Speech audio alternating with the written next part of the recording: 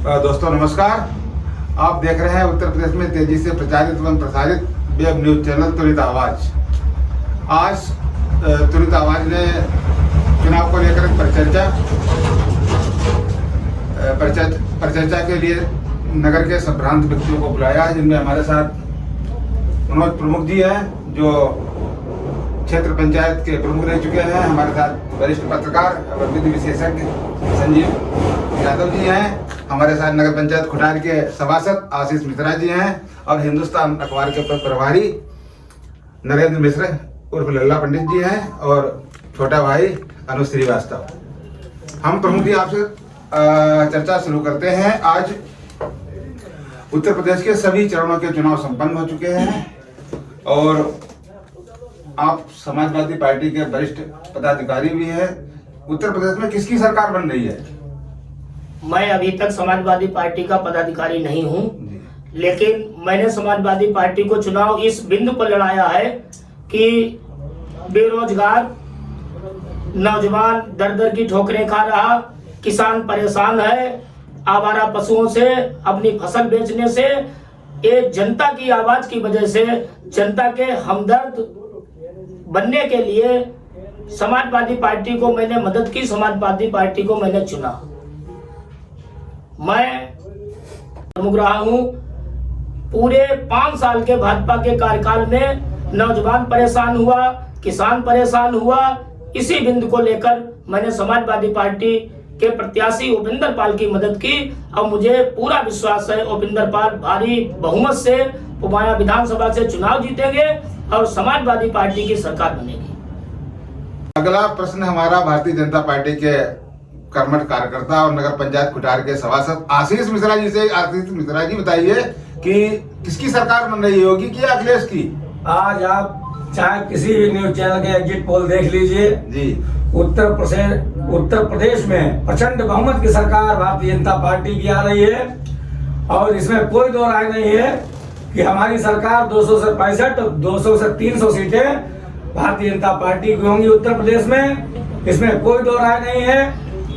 और समाजवादी पार्टी के जो प्रश्न आ रहे हैं कि युवाओं के साथ क्या किया, हमारी सरकार ने जो भी किया निष्पक्ष किया। अभी आप यूक्रेन हमला देखिए, हमारी भारतीय जनता पार्टी ने छात्रों को लाने के लिए बहुत महत्वपूर्ण कदम उठाए हैं, जिसका इतिहास आप लोग रोज अखबार में पढ़ते होंगे और मेरा पूर्ण विश्वास है कि उत्तर प्रदेश में भारतीय जनता पार्टी की पूर्ण बहुमत की सरकार बनेगी। इसमें कोई दो राय नहीं है। मिश्रा जी, हम प्रदेश की बात कर रहे हैं, देश के मुद्दे नहीं उछाल रहे हैं। हम कह रहे हैं योगी को कितनी सीटें मिल रही हैं? 200 से 65 300 यानी पिछली बार से कम सीटें मिल रही हैं।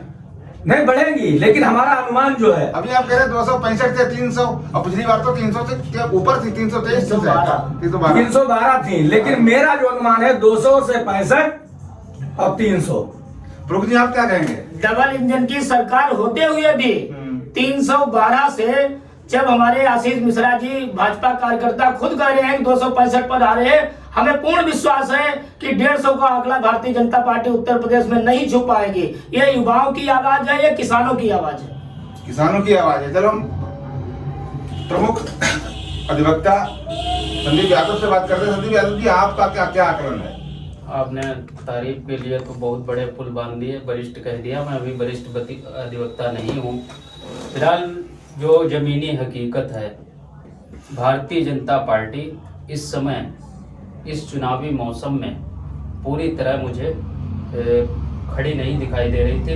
भारतीय जनता पार्टी का मन नहीं था कि इस समय में जो कोविड का कार्यकाल चल रहा है, इस समय भारतीय जनता पार्टी पूरी तरीके से उत्तर प्रदेश में चुनाव लड़ने के मूड में नहीं थी। जबरदस्ती, जैसा कि देखने को जैसा समझ रही है, पार्टी खुद जान रही है कि हम एक गलत समय पर चुनाव लड़ रहे हैं, क्योंकि जहां पर सोशल इंजीनियरिंग का फार्मूला बीजेपी चलाती है, वो इस बार कहीं न कहीं नहीं चल पाया है।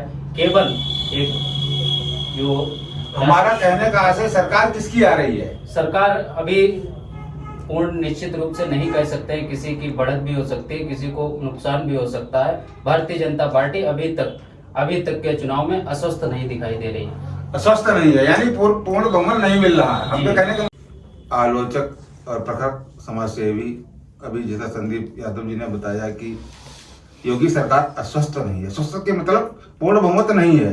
हमारे छोटे भाई संदीप यादव जी ने जो कहा है सही कहा, लेकिन जो अभी इन्होंने बात छेड़ी कोरोना काल की, हमारी भारत सरकार, उत्तर प्रदेश सरकार ने कोरोना काल में जो हमारे पीड़ित थे उनकी जो मदद की, और कोरोना काल में घर घर जाकर जो मरीजों को सुविधाएं दिलाई और जो व्यवस्थाएं की, यदि अगर अन्य कोई सरकार होती तो उत्तर प्रदेश में बहुत बड़ी महामारी आती, इसमें कोई दो राय नहीं है। जो भारतीय जनता पार्टी ने किया और करके दिखाया, ये पब्लिक ने देखा। नहीं तो समाजवादी पार्टी के मुख्य प्रमुख वो उस समय विदेश चलने गए थे जब कोरोना महामारी चल रही थी। कांग्रेस की जो आज यहाँ पूरे उत्तर प्रदेश में ढंढोरा पीट रही कि मेरी सरकार कोरोना काल में वो कहाँ थी? तब भारतीय जनता पार्टी के हमारे चाहे प्रधानमंत्री जी हो चाहे मुख्यमंत्री जी हो, उन्होंने अपना एक भी कदम पीछे नहीं हटाया पब्लिक के लिए। सोनिया जी विदेश गई थी और राहुल गांधी भी विदेश गए हुए थे, लेकिन कोरोना काल में जो पूरे देश में स्थिति रही उसका भी इस चुनाव से लेना देना रहा है। और आपके कहने मतलब योगी जी पूर्ण बहुमत से आ रहे हैं?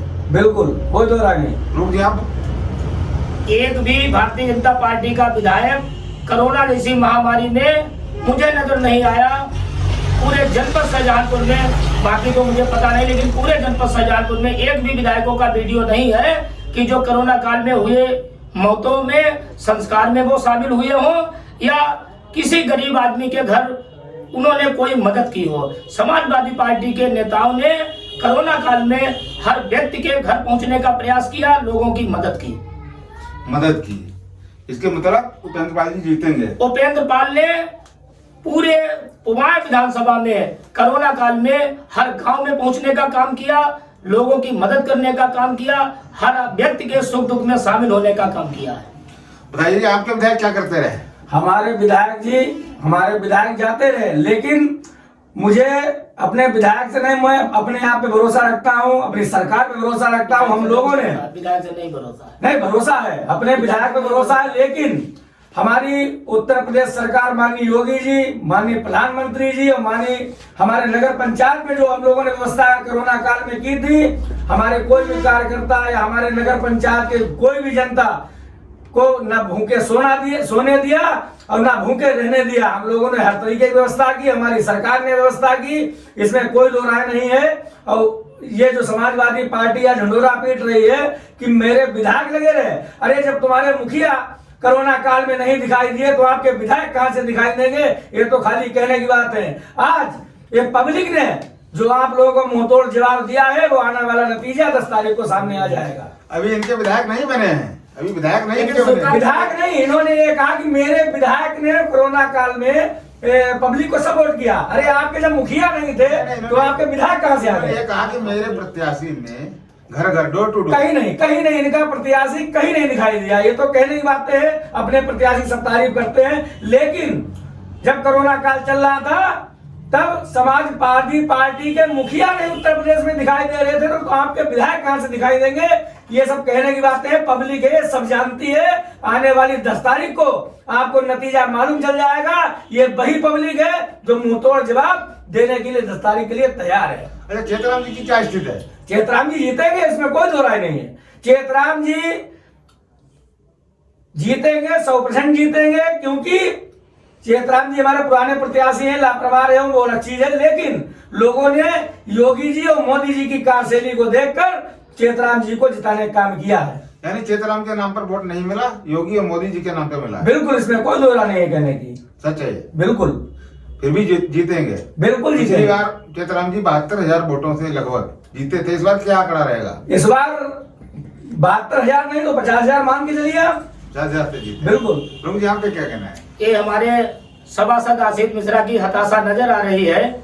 उन्होंने हमारे द्वारा समाजवादी पार्टी के प्रत्याशी को निर्वाचित अभी से मान लिया है, क्योंकि उन्होंने विधायक के नाम से संबोधन किया है। इसके लिए मैं बहुत बहुत धन्यवाद देता हूं आसिफ मिश्रा सभासद जी को। और इन्होंने ये भी स्वीकार किया है कि हमारे चेतराम भले ना रहे हो क्षेत्र में, वो किसी के सुख दुख में ना शामिल हुए हो, लेकिन भारतीय जनता पार्टी के बड़े नेता शामिल हुए हैं, इसीलिए भारतीय जनता पार्टी जीतेगी। तो इन्होंने अपने आप फैसला दे दिया है। और इन्होंने भी ये भी कहा है कि पिछली बार 72,000 से जीते थे, इस बार 50,000 से जीतेंगे।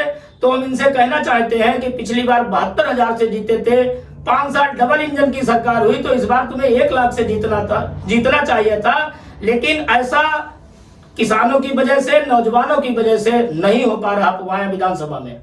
जब कहने मतलब जो अच्छा कार्य किया था तो मतों का प्रतिशत और बढ़ना चाहिए था। संदीप जी, आप क्या कहेंगे? देखिए, कहीं न कहीं भारतीय जनता पार्टी को जोर बोलो। भारतीय जनता पार्टी को जहां कहीं न कहीं राशन का फैक्टर पब्लिक को लुभाने के लिए काम में आया, तो वहीं हम तो पूर्वांचल के रहने वाले हैं, तो उस अंदाज में कहेंगे, यहाँ तो लोग सांड कहते हैं, वहाँ ललका सांड कहते हैं। तो उससे कहीं न कहीं किसान परेशान नजर आया, उससे बीजेपी को कहीं न कहीं नुकसान भी होगा। जहाँ राशन फायदेमंद है तो वहाँ ललका सांड नुकसान भी देगा। नहीं, इसके लिए मोदी और योगी सरकार ने किसान सम्मान निधि लागू की और गौशालाओं के लिए गौशालाएं बनवाई, इन पर कुछ चर्चा? आप अपने ही क्षेत्र में देख लीजिए, यही खुटार में सबसे बड़ी सिमरा बिरान की गौशाला है, जहां आप जाकर देख सकते हैं कोई भी व्यवस्था सुव्यवस्थित नहीं है। सरकार लाख दावे कर ले, मगर इस और कोई कार्य नहीं हुआ है। योगी जी ने यहाँ पे आकर बहुत बड़ी जनसभा को भी संबोधित किया था, कोई कार्य नहीं हुआ। सदस्य जी, आप बताएं, कार्य हुए नहीं हुए? ये हमारे संदीप यादव जी जो कह रहे हैं कोई कार्य नहीं हुआ। हमारी उत्तर प्रदेश सरकार, हमारी केंद्र सरकार ने जो भी योजनाएं दी हैं उत्तर प्रदेश में या भारत में, वो सबके लिए दी। इसमें कोई भेदभाव नहीं दिया है। चाहे आप प्रधानमंत्री आवास ले लीजिए, इसमें सर्व समाज को इस योजना का लाभ दिया गया है। चाहे जनधन खाता हो, चाहे उज्ज्वला गैस कनेक्शन हो, हमारी सरकार ने जो भी लाभ दिया है डायरेक्ट पब्लिक को दिया है। और जो आपने अभी सांड की बात चलाई है, जो छुट्टा सांड, हमने अभी हमारे प्रमुख जी कह रहे थे, आपने कहा कि आपका 72,000 से विधायक जीता था, 50,000 क्यों? मैं मानता हूं हमारे यहाँ 45 विधानसभा क्षेत्र पुवाड़ा में किसान बहुमूल्य क्षेत्र है। इसमें हमारा 2-4% सांड के चक्कर में थोड़ा नुकसान हुआ है, और उसके लिए भी हमारी सरकार बहुत जल्द व्यवस्थाएं करेगी। ये भी देखिए, समाजवादी पार्टी के पास आज इसके अलावा मेरी सरकार के लिए कोई मुद्दा ही नहीं है। हमारी सरकार में नहीं, आपकी सरकार 5 साल क्या करती रही है? क्या आपकी एक बात बताइए, हमारी सरकार किसान सम्मान निधि दे रही है। अच्छा एक बात बताइए, जानवर है किसके? किसान नहीं, जानवर हमारे आपके हैं। हाँ। दूध पी लिया, दूध खा लिया, घी खा लिया, दही खा लिया, जानवर छोड़ दिए। जब उसका दूध देना बंद कर दिया, जरा छोड़ दिया, जानवर तो हमारे तुम्हारे हैं। तो सरकार को इसके लिए पहले से ही व्यवस्था करनी चाहिए थी, तब गौवत ये नियम लागू करना चाहिए था। देखिए, अभी हमारे माननीय प्रधानमंत्री जी ने भी बहुत जल्द एक घोषणा की है जी। हमारी सरकार बनने के बाद इसकी व्यवस्थाएं बहुत सुचारू रूप से चालू की जाएंगी। ये समाजवादी पार्टी के पास दोबारा ये सांड वाला मुद्दा नहीं रह जाएगा। नहीं, 4.5 साल 5 साल हो गए सरकार को, ये अभी भी समस्या जस की तस बनी है। समस्या नहीं बनी, समस्या बनाई हम ही आपने भाई। ये बात सुनिए, गाय हमने पाली, दूध हमने पिया, घी हमने उसका खाया, दही हमने खाई, और बाद में जब उसने दूध देना बंद कर दिया, छोड़ दिया, वो हमारा पशु हो गए। अरे जब एक बार बताइए, इससे पहले की सरकारें थी तो क्या था, और अब की सरकार क्या थी, ये आप देख रहे हैं। एक बात बताइए, हमारी पार्टी जैसे भारतीय जनता पार्टी के लिए जो आप लोग कह रहे हैं कि ये सांड के अलावा और हमारी सरकार की आप कमी बताइए, जो कमी हो आप बताइए। न खेत को इन्होंने बॉर्डर बना दिया हिंदुस्तान पाकिस्तान का, जहाँ कटीले तार लगे हैं वहाँ आदमी फंस जाता है। इस पे दौड़ाइए आपने? नहीं, ऐसा है, ये तो सब कहने की बातें हैं जो आप कह रहे हैं। हमारी जो केंद्र सरकार है, आपने कटीले तार की जो बात की है, चाहे आप धारा 370 ले लीजिए, चाहे आप 3 तलाक ले लीजिए। हम प्रदेश की बात कर रहे हो, देश की बात नहीं कर रहे, हम प्रदेश की बात कर रहे हैं, अपनी विधानसभा की बात कर रहे हैं। क्या कहाँ कटीले तार लगा दिए गए? अपनी विधानसभा क्षेत्रों में जहाँ बड़े बड़े फार्मर हैं, उन्होंने इस खेत से लेकर उस खेत तक तार की बंदी लगा रखी है, उस पे जानवर कट जाते हैं। चलिए मानता हूँ, आपने कहा किसानों ने कटीले तार लगा रखे हैं। अभी कुछ माह पूर्व आपने सुना होगा कि एक फार्म पे बाघ आ गया, समझे लेना, क्या बाघ को भी आप सांड में उसकी गिनती करेंगे? जानवर कोई कहीं आ सकता है, अब तार लगानी अपनी सुरक्षा के लिए आपने लगाया है। सांड किसी के नहीं है, सांड हम ही लोगों ने छोड़े हैं, और इसके अलावा और कोई आपके पास मुद्दा नहीं है। अच्छा, सांड ने मतदाताओं को प्रभावित किया नहीं किया? देखिए, सांड वाली जो बात कही, इसमें थोड़ा समाजवादी पार्टी ने अपना निशाना बना के 2-4% हमारा नुकसान किया है। नुकसान किया है। प्रमुख जी ये भी मान रहे हैं नुकसान किया है। ये नुकसान मानते हैं, इसके लिए इनको हम धन्यवाद देते हैं। Law and order Uttar Pradesh में हमारे बाबा मुख्यमंत्री जी का बुलडोजर, ये बुलडोजर लॉ एंड ऑर्डर, जो लोग सांड छोड़ते हैं, गाय की व्यवस्था नहीं करते हैं, ये लॉ एंड ऑर्डर और बुलडोजर वहां क्यों नहीं चलता है? ये लॉ एंड ऑर्डर और बुलडोजर, ये बुलडोजर केवल सीधे साधे लोगों पर, निर्दोष लोगों पर चलता है, जातिवाद पर चलता है, धर्म के नाम पर भारतीय जनता पार्टी राजनीति करती है। और इस बार उत्तर प्रदेश की जनता ना तो धर्मवाद पर चुनाव लड़ेगी, ना हिंदू मुस्लिम पर लड़ेगी, ना मंदिर मस्जिद पर लड़ेगी। इस बार जनता उत्तर प्रदेश की चुनाव भाईचारे पर लड़ेगी, अपनी उन्नति पर लड़ेगी, अपने स्वाभिमान पर लड़ेगी, बेरोजगार अपने रोजगार के लिए लड़ेगा चुनाव। इसी सब मुद्दों को लेकर भारतीय जनता पार्टी 10 तारीख को उत्तर प्रदेश से विदा होगी। उत्तर प्रदेश में माननीय अखिलेश यादव जी उत्तर प्रदेश सरकार के मुख्यमंत्री होंगे। मुझे पूर्ण विश्वास है उत्तर प्रदेश की जनता से, क्योंकि मैंने यहाँ पर आप जो बात कर रहे थे गौसदन सिमरा वीरान की, गौसदन सिमरा वीरान में हमने अपने कार्यकाल में, जब मैं ब्लॉक प्रमुख 2011 में बना था, तो बहुत छोटी सी टीन शेड में 60 या 70 गाय और बैल उसमें रहते थे। हमने जिले के अधिकारियों से वार्ता करके बहुत संघर्ष भी हमने किया, आप लोग शायद जानते होंगे, और उस संघर्ष का नतीजा ये निकला कि हमने गौसदन सिमरा वीरान में एक टीन शेड डलवाई। शेड डलवाने के बाद उसमें 100-125, जब तक मैं प्रमुख रहा तब तक 100 से 125 गाय और बैल वहां रहते थे।